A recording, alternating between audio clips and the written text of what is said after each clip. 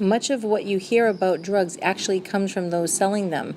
Reformed drug dealers have confessed they would have said anything to get others to buy the drugs.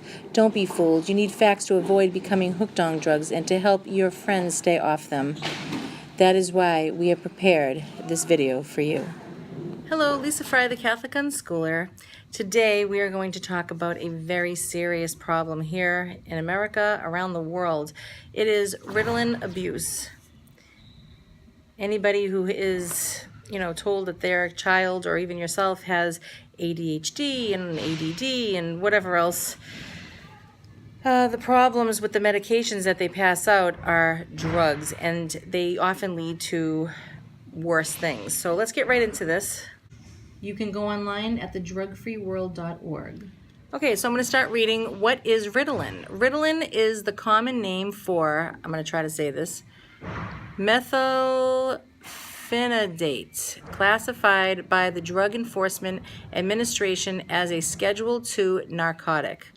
The same classification as, get this, cocaine, morphine, that's what they give to cancer patients, and amphetamines, a powerful central nervous system, brain, and spinal cord stimulant, often called speed.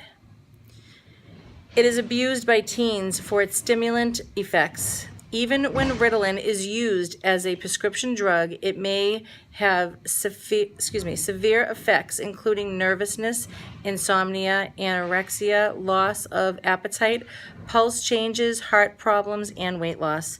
The manufacturer says it is a drug of dependency. In June 2005, the U.S. Food and Drug Administration issued a series of public health advisory warnings that Ritalin and drugs like it may cause visual hallucinations, suicidal thoughts, and psychotic behavior, as well as aggression or violent behavior. One writer put it this way: parents are never told, oh, by the way, once in a while a child dies simply by taking their prescription medication. Or, by the way, children on stimulant medications have twice the future rate of drug abuse. Or, by the way, 1/3 of all children on these medications develop symptoms of obsessive-compulsive behavior within the first year. The street names. Ritalin is called by a variety of names on the street, including, if you ever hear someone mention Diet Coke, Kitty Cocaine, Kitty Coke, Vitamin R, R-Ball, Poor Man's Cocaine, Rids, Skittles, and Smarties. How Ritalin abuse starts. It seems so simple at first. A student gets a little behind in his studies, an exam comes up, and he needs to prepare. He'll have to stay up late to have even a chance of making the grade. Coffee gives him the jitters, but many of his friends use these pills to give the extra energy they need. Why not? A couple of bucks, one pill, hey, an entire night of study, a feeling of focus, all right. That may be where it starts, but it is very often not where it ends. Some students are chopping up Ritalin and snorting it like cocaine for faster absorption. It keeps you awake for hours, one said. It's, and just like cocaine or any other stimulant, that nice up feeling is inevitably followed by a crash, a feeling of fatigue, depression, and decreased alertness. One student on Adderall, another stimulant widely abused on college campuses, recounted that a feeling of utmost clarity turned into a state of being crashed out and overdone the next day. As one user put it, I usually go into a crash coma afterwards. And of course, the user soon comes to know that this crashed out feeling can be relieved with the help of another pill that gets him back up again. And so it goes. Next, I have really bad lighting. Next, may the larger doses are snorting it from a bigger rush. Tolerance increases, so one has to use more. In these larger doses, Ritalin can lead to convulsions, headaches, and hallucinations. The powerful amphetamine-like substance can even lead to death. as in many tragic cases of children who have died of heart attacks caused by damage linked to the drug. Here's a really amazing story from a person named Andrea. I first tried Ritalin when I was in the 7th grade. It was prescribed to me. They thought I had slight ADD, that's attention deficit order, because I pretended so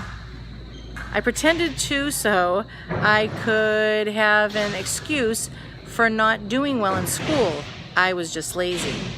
I never realized that I was getting myself addicted, and then I was no different than any other habitual drug user.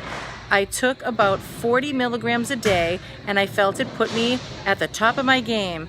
I would stay up for days in a row, to the point I suffered a severe psychotic episode. It was terrifying.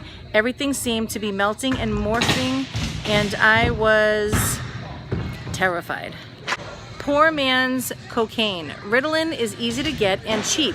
Taken from someone's prescription, stolen from a sibling, or obtained by a fraudulent prescription, these tablets are then broadly sold. The price runs from $1 or $2 in school to $20 per pill on the black market. The comparison of Ritalin to cocaine is not just a slogan. Ritalin is chemically similar to cocaine. When injected as a liquid, it sends that jolt that addicts crave so much. In 2000, the Drug Enforcement Administration, that's the DEA, revealed the results of studies on both animals and humans who were given cocaine and Ritalin. The test subjects could not tell the difference. The DEA concluded that they produce effects that are nearly identical. The vicious effects of prescription stimulants. This amphetamine-like substance causes the same types of effects on the body as other forms of speed, loss of appetite, insomnia, increased heart rate. The abuse of this drug in larger doses, especially through injection or snorting, puts an even greater strain on the body. The stress on the heart can be fatal. Take the case of a teenager, a long-term user of Ritalin, who collapsed one day while skateboarding, dead of a heart attack. An injection of Ritalin has an additional horrible effect on the body. While the chemical compound, that other word there, methylphenidate, that's the Ritalin, dissolves completely in water. The tablets also contain tiny particles of insoluble fillers. These solid materials block the small blood vessels when injected into the bloodstream, causing serious damage to the lungs and to the eyes. Aside from the physical impact, there are also severe emotional conditions caused by even short-term use of this drug. Hallucinations and psychotic behavior are not uncommon. A researcher in Texas found that Ritalin use may heighten the danger of cancer. This study found every one of a dozen children treated with Ritalin experienced genetic abnormalities associated with an increased risk of cancer. Okay, I hope you can hear me with all the noise in the background. Death from Ritalin. High doses of Ritalin lead to similar symptoms such as other stimulant abuse, including tremors and muscle twitching, paranoia, and a sensation of bugs or worms crawling under the skin. One 17-year-old, after snorting crushed Ritalin pills and staying awake for days, went psychotic, killed his parents, and severely injured his brothers and sisters with the hatchet. A 14-year-old on Ritalin, since he was 7, beat another boy to death with a baseball bat. Ritalin can cause aggression, psychosis, and an irregular heartbeat that can lead to death. Matthew's story. Matthew was a teenager who had been on Ritalin for 7 years. He died suddenly in March 2000. Although he had no history of heart problems, the autopsy revealed clear signs of small vessel damage.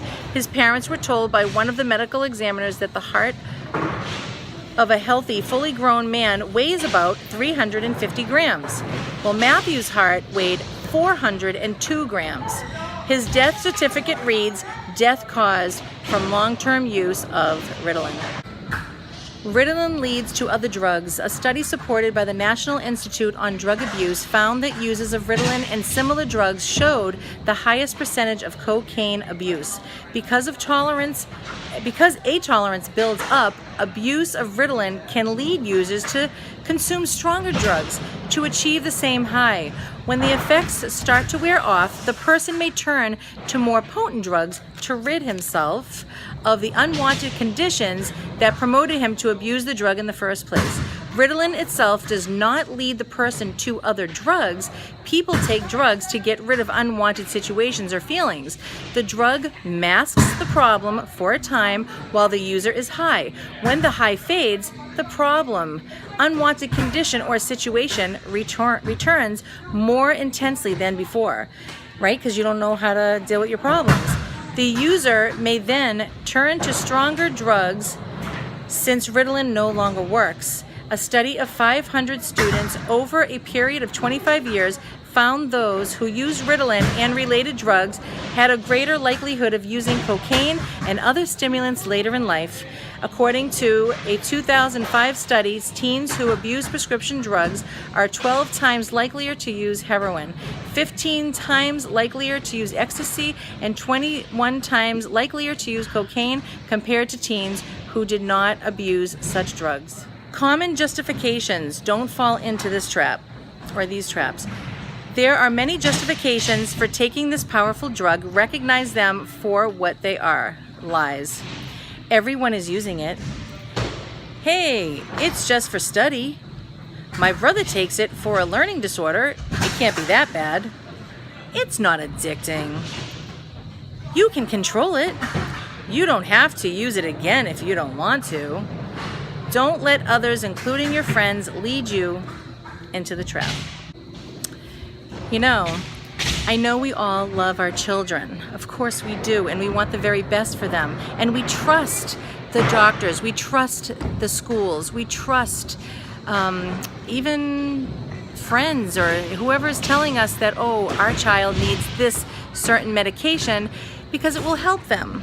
Well, let me inform you, as I already have today, that if you love your children, which I know you do, you must keep them off of these psychotic drugs, all of them, okay? You'll hear people tell you, like I said, even really good people, but they can lead them into bigger drugs, and they have horrible side effects, okay? If your child is having an attention problem, it's probably because they're not interested, right? You try to get yourself to be interested in something that you don't care about. Even if someone's telling you, well, you have to care about it. Is that so bad? Is that so wrong? I've known children to take these drugs and they would be like in a coma, just standing there zoning out. You'd say hello, they couldn't even respond. I remember there were children that I know that they were looking really skinny and black circles and they were isolating themselves. It's not normal. And then you might say, well, it's the weekend and you know they're off it right now. After school, they're not on it anymore. That stuff is running through your veins for a very long time, even after. Okay, and as you heard, just a short amount of time it can cause serious damage. So I hope for the best for you. And again, your children oftentimes are told that they need to be on these things because they can't pay attention in schools. And your child might say, no, Mama, it's true, I really can't. But if you get that same child doing something that they love, I bet you anything they don't have a problem. I bet you anything they can figure things out. But you notice that it's things that they like to do, okay? That this is a conspiracy, okay? When you are in the psychiatric industry, it is for control, money, and torture, okay? They were losing money, and now all of a sudden they have to make money, so let's come up with another idea. Hey, let's tell all the girls that they are emotional and that they have this bipolar disease, and let's drug them up, and let's tell the boys that they're too hyper or, you know, or too slow at something. Come on, okay? How is it that everybody has this problem? It's not true. And don't use drugs. Anybody who says that you should use drugs is a liar.